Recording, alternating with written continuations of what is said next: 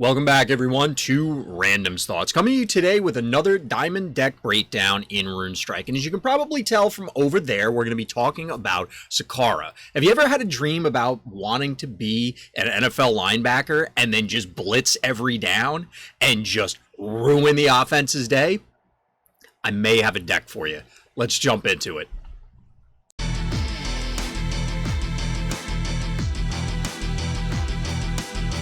So we'll start where we always do and talk about the champion. Now, before anybody gets too worked up, yes, we're talking about a blitz-focused deck. But as you can see, just to give it a little spoiler about the cards, there aren't too many minions that natively have blitz over on that list. Obviously intentional. There's probably a number of other questions that came up, but you gotta wait a little bit. Let's talk about Sakara herself first. So Sakara, well, the best place to start is the first ability, and it is obviously the most important within the context of this. And to be honest, to me, the abilities kind of go in descending order of relevance. So Serpent's Command is the one that you're going to focus on, and that is target friendly minion gains blitz.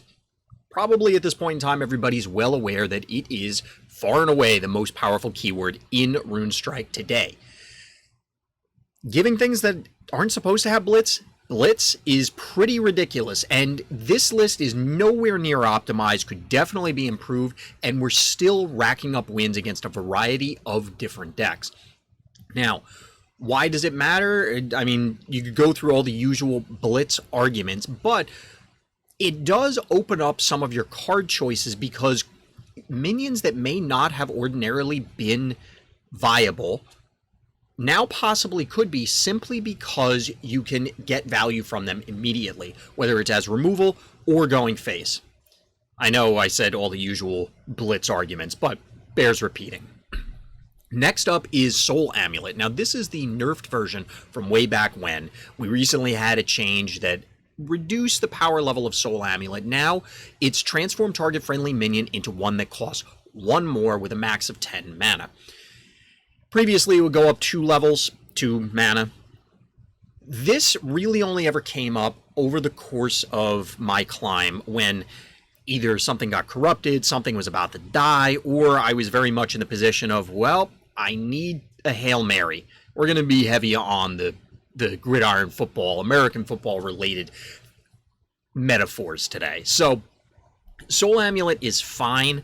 Generally, you're going to pour all of your blood into Serpent's Command and probably wait until turn 5 or 6 to start doing so, actually expending it. We'll get to that, but just to call it out early, Soul Amulet is fine. You'll clearly have certain times in certain games where you go, you know what, I'm going to Soul Amulet here, and it makes sense. Now, as I mentioned at the top, Curse of Apophis and in general, the abilities kind of decreased in value as you went from A1 to A2 to A3.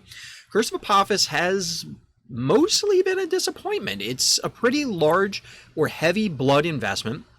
You do get to conjure, as in you are presented with 3 options from among 6, but realistically, only 2 of them do I ever care about. Maybe a third sometimes, which is, you know, at the end of the day, 3 out of the 6, assuming there are 6, and I don't know.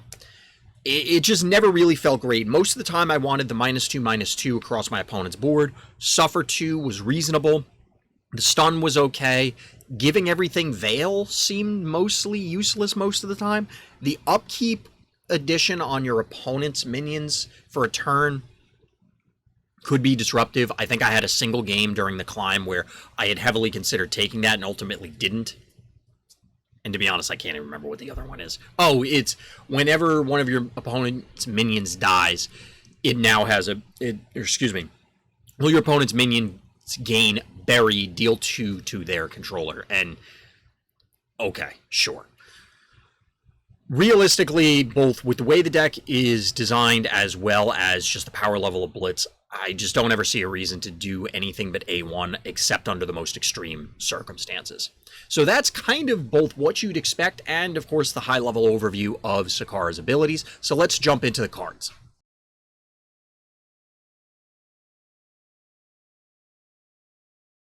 So we're all about blitz. We're all about getting to that quarterback and forcing either turnovers or closing things out, we'll say, to bring it more back from the football metaphors to card games.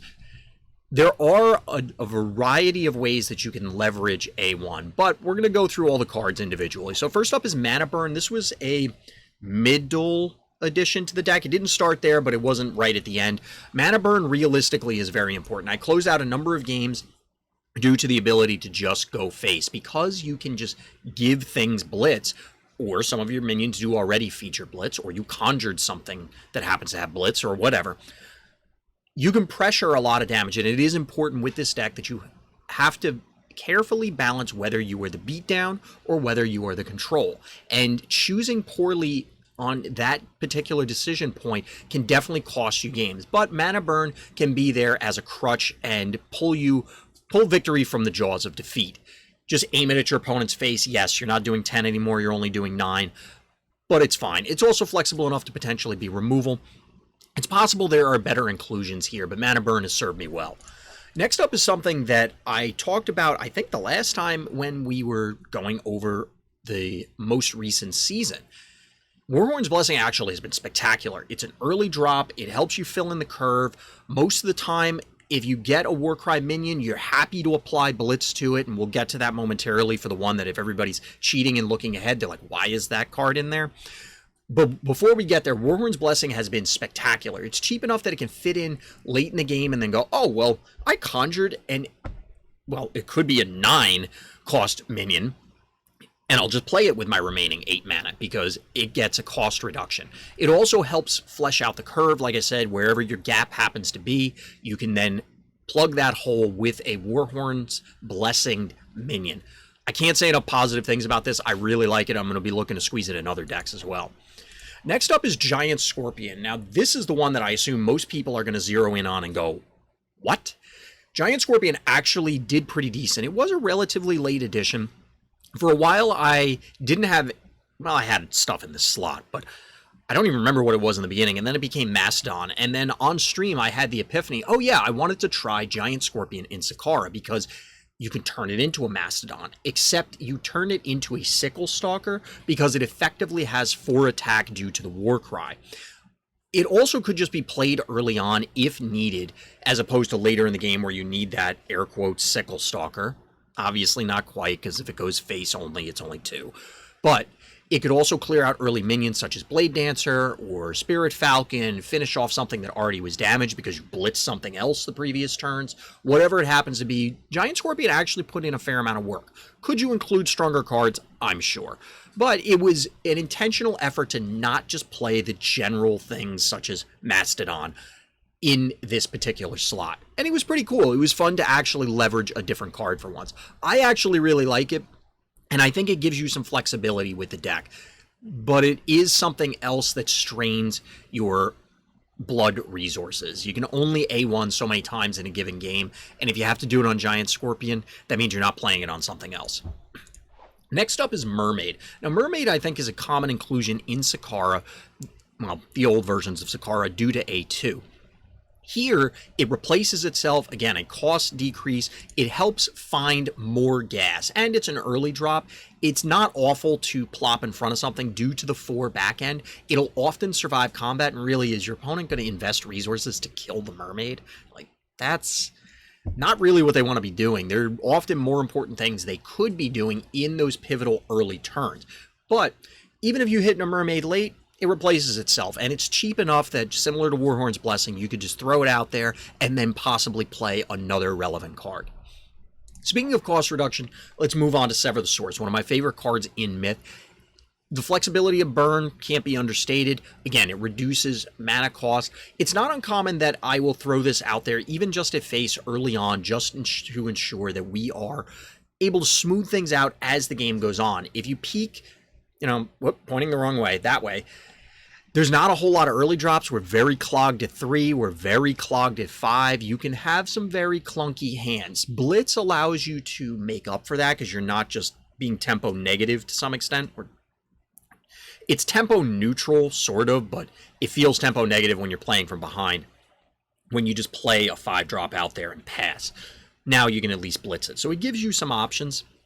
But Sever will allow you to help smooth the curve. Plus, you can always go face. Or more commonly, you aim it at something and then give your follow-up minion that you're playing in the same turn blitz to eliminate a big threat. Next up is Dimensional Rift, one of the other ways to deal with big threats or just gain tempo. If you are just pouring on the pressure, you have your foot on the gas, and you're just scoring on every drive, then you can just Dimensional Rift stuff out of the way and be fine. Or maybe you need to buy back some tempo and you just bounce their minion that does not have blitz, but could be threatening if it managed to attack the next turn. Dimensional Rift has been great in a number of things, and I really like this card here.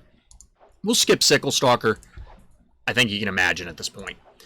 Next up is Arcane Overload. I kind of want more copies, but I also don't like this card. Our curve is high enough that it's generally going to cause a board wipe. It's entirely possible we hit a mana burn and then we cry, or we're really low, we hit one of the dragons and go, well, that's the ball game. But in general, it will allow you to clear things out. Again, due to the blitz and due to a number of other factors, you could set stuff up.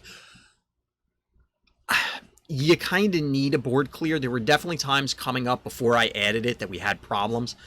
There are times after I added it that I kind of wanted a second, but sometimes it just sits in your hand. I don't like Arcane Overload, but it feels like a necessary evil. Next up is a card that I would actually like to include more of, and I've mentioned multiple times on stream that I kind of wanted to morph this deck into Flying Deck. It didn't end up making it there before we hit Diamond, and I didn't really want to change it up too much before doing the video. But Griffon is actually really cool when you can blitz it, because, well, you're essentially getting the regular attack anyway.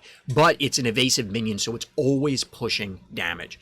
The reason I wanted Flight in the deck is because of playing Griffon and the various dragons at different times and saying, hey, I can just go face and it doesn't matter. And if those particular flying minions happen to, such as Griffon, impact the board simultaneously, great. I can slow my opponent down, I can still fight them directly in combat, but I'm still going face and therefore gaining this incremental advantage turn after turn after turn. Again, you could probably find stronger options, but I wanted to try something a little more unique. So next up is Void Mage, which is just kind of a power level concession. Void Mage is just very strong. Remember when I mentioned that Sever the Source sometimes randomly goes face? It's not just for smoothing out the curve. It's also to ensure that Void Mage comes down and always draws you a card. I mean, it says draw, but it's from the Void. It's whatever. Point is that you have a 5/5, probably blitzed, that is a larger Sickle Stalker. Well, it's a bigger Mindless Raider, we'll say, for cheaper. It draws you a card. It's a card that you probably know what it is, because at that point in the game, especially on curve, you're likely to have only played 1 to 2 spells. And pulling back something such as Warhorn's Blessing can be bonkers. Your first one, okay, if you play it on 2, you don't really know how the game's going to play out. Depending on the champion, maybe they have different versions. There could be a variety of things impacting it. But now you play it again. Okay, now you have 2 Warcry minions, both of which are probably solid, at least one of which is now going to have had more information collected on what your opponent is trying to do. That's not even mentioning the fact that you could Sever the Source again. You could Dimensional Rift something and just set somebody back in eternity, because now you played it 2 times. Void Mage is spectacular, and I definitely think he's got to stay. Next up is Zephyr Knight, a minion that gets blitzed a shockingly large amount of the time. It's either A, a 4 power attacker because of the speed, or B, it ends up being a 6 power attacker when you blitz it into a minion. And that can be very important. I mean, of course, it could sweep the board and do all these other things, and there are times where you just end up playing it out. But there were a fair number of games where I just blitzed it when I played it on 5, removed some stuff, either because my opponent played blockers and my previous existing minions ate it, or I cleared out a bunch of low drops, and then just went for the extra face damage because it was applying pressure. Naturally, your opponent is not inclined to play things in front of it. It's very difficult to ensure that the Zephyr Knight lives, or the opposing minion in front of the Zephyr Knight lives, excuse me. Do you want to be blitzing it? Probably not. You'd rather be blitzing other things, but it's not a play that is anything to sneeze at, so it's something to keep in mind. I really like Zephyr Knight in this build. Next up is Manticore, which is something that I think needs more copies. Remember all those cool Warcry minions that we were talking about with Warhorn's Blessing, or alluding to? Manticore is one of them, and it's, if we had 2 to start, finding a 3rd or a 4th or a 5th, if we Void Mage it back, is nothing to throw away. It removes a lot of things. because of certain breakpoints in the game. You know, a lot of people want to dodge Sickle Stalkers, so they have 5 health minions, where possible, of course. Well, guess what? Manticore eats those with no problem. Plus, again, it has flight, and it's one that interacts with the board. Similar to Griffon, you have an evasive minion, but it doesn't just have to get thrown in an open lane to avoid just dying, or not have as many attacks because it had to block something. In this case, it's remove it and get this evasive threat. So even if your opponent does try and block it, it's still going to be going over the top and pushing face damage.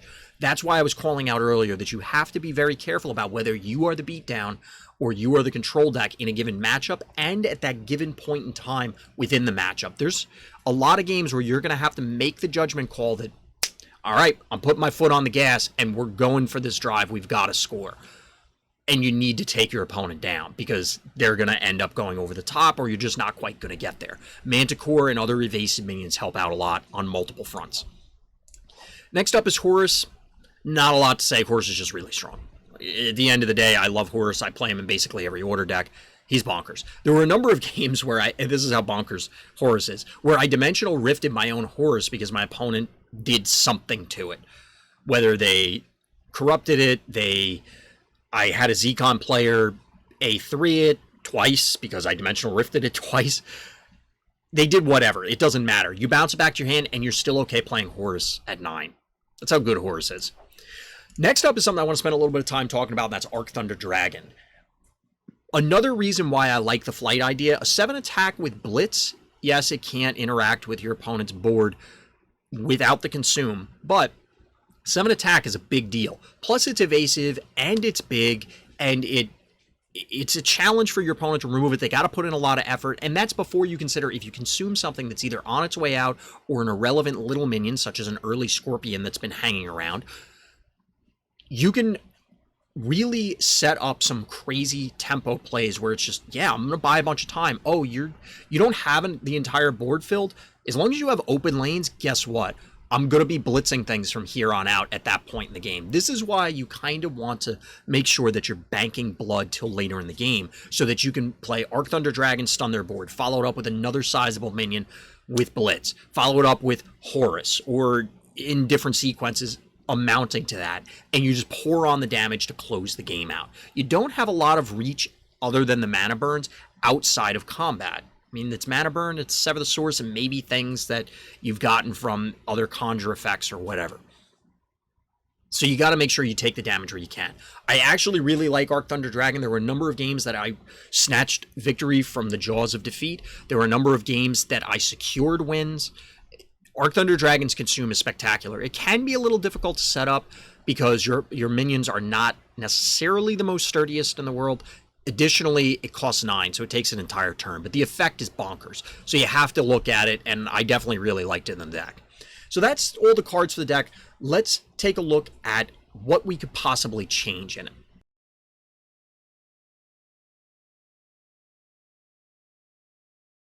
As per usual, I want to try and avoid calling out legendaries. Look, at the end of the day, if you have access to a lot of legendaries, they're going to increase the power level of your deck. This one is no exception, and maybe even more so that it is going to want to lean into those legendaries because a lot of them either have awesome war cries or would be fantastic blitzed or whatever the case is, and Myth as well as Order have access to a variety of very powerful ones.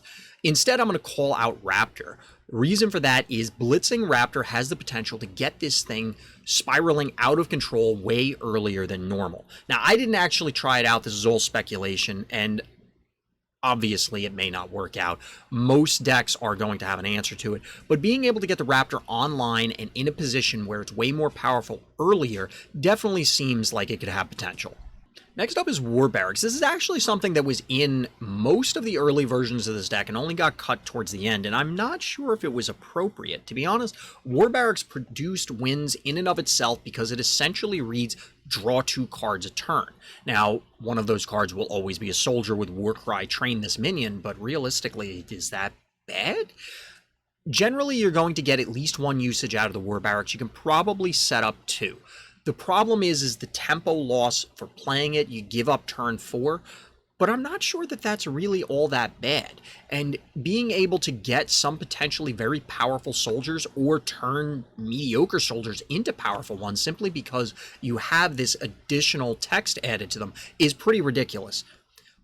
Even ignoring all of that, you're drawing twice as many cards as your opponent if they don't address the war barracks.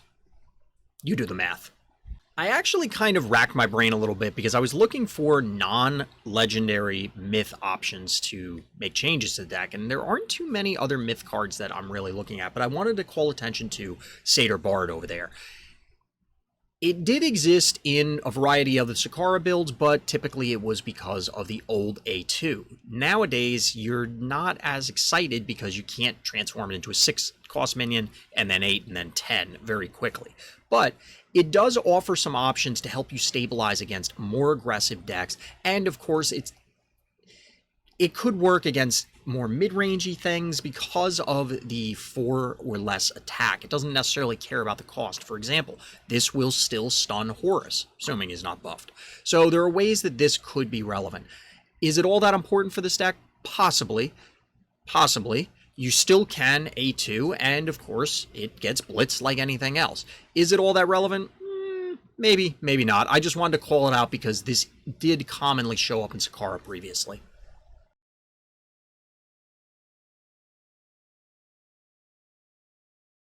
So that's the champion, the cards, a few different options. What about the deck as a whole to kind of bring it all together before we jump into some games? Well, this is still a tempo-based deck like a number of others that I've presented. It's one where you do have to, on the fly, make a number of different decisions, whether that's, again, to repeat what I was saying before, whether you're the beatdown or the control. Additionally, the variety of conjures and sequencing your plays to make sure that you are getting the most out of your mana every turn. This particular list definitely could be improved on a variety of fronts. If you have a much better collection than I do, there's a number of things that you could just immediately pull out and swap for things with that little orange gem down towards the bottom. But the problem is that not everybody has those. Not everybody has access to those. So I wanted to try and run through with a lower essence cost version, although we do have things like Horus living in the deck.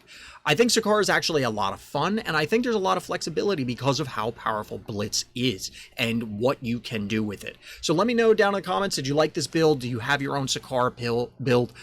How would you go about constructing it? Do you not even like the Blitz ability? Personally, I think it's the best one right now, but maybe that's not the way you want to go. So that'll do it for this time before we jump into some games. So as always, everybody, thank you for listening. Thank you for watching. And Black Lives Matter.